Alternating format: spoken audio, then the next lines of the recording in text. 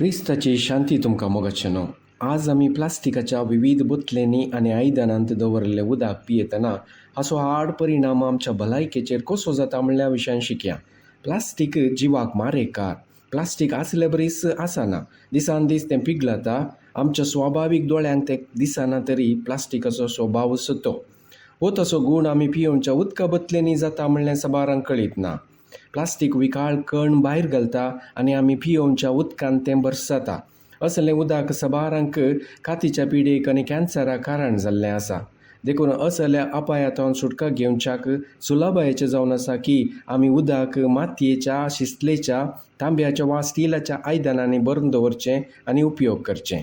देवाचें उतर आमकां जागयता म्हणून आमची कूड पवित्रात्मेचें मंदीर.